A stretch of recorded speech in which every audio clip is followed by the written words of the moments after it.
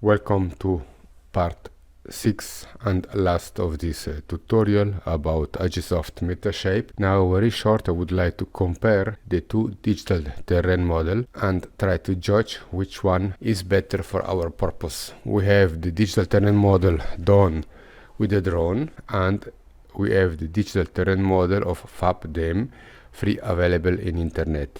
If you don't know where to find this digital terrain model FabDem from the internet, have a look to my tutorial about FabDem. Here we have displayed the contour line developed with the drone, and in red we display the contour line developed with the digital terrain model of the internet FabDem.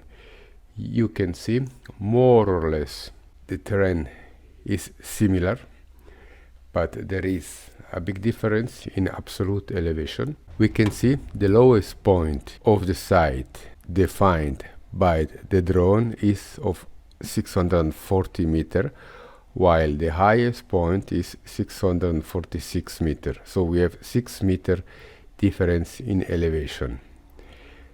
If you use the FabDem from the internet, the lowest point is 645 and the highest is 649, so only 4 meters of difference. So this is already something. But now, which one shall we use? Our drone model or internet model? For that we have to go and make our short analysis on GlobalMapper. Here we have our GlobalMapper. Now I open the digital terrain model developed with the drone from my model, and I load as well the perimeter of the site, and I load as well the digital elevation model taken from internet FabDem. Okay, at this point I do for both digital elevation model the watershed analysis, starting from FabDem, taking the resolution 3 meters. Fine. I do the same with the model of the drone, taking the resolution of 3 meters again. Fine. The blue lines that you can see here are the natural drainage of the area.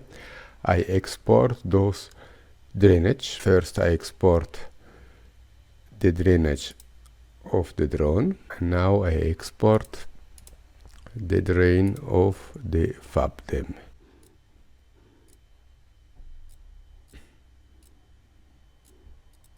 Now here we are on our quantum GIS. We have the contour line like we have seen in part 5. Now I load the drain of FabDem and the drain of the drone. Here they are. We can put the drain of the drone in blue for better visualization, and the drain of FabDem in red. And now let's have a look on the field what we can see. If we display the old satellite image of Bing, we see something interesting. We can see here more green line. Obviously this is the area where it's more green. Let's see, you can really estimate the quality of your digital elevation model in doing the watershed analysis. Obviously we can see that the natural drain goes this way for the drone model, which is more or less correct. We can also see here more green. If we compare now the drain of FabDem, we can see that this is less precise. FabDem drain is still not bad if you have no other possibility, but definitely not so precise like the digital elevation model of the drone. Here we have the grain, so obviously where we have more water, and again the drain. You see the drain is much better, even if it's not precise, but definitely much better than the FAB DEM. Therefore, I would suggest, if you need to do any type of terrain analysis and if you have the opportunity to use a drone, I advise you to use the digital elevation model developed by the drone, because this is more precise than that one of the internet, but definitely not very precise.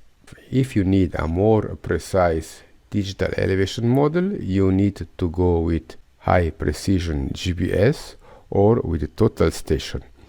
So this digital elevation model developed with the drone might be useful to make a flooding analysis, but definitely not enough for developing a drainage system, or maybe it's the limit for water supply system.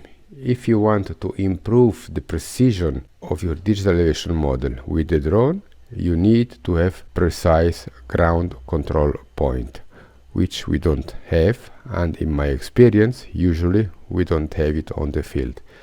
Thank you for listening, and see you for the next tutorial.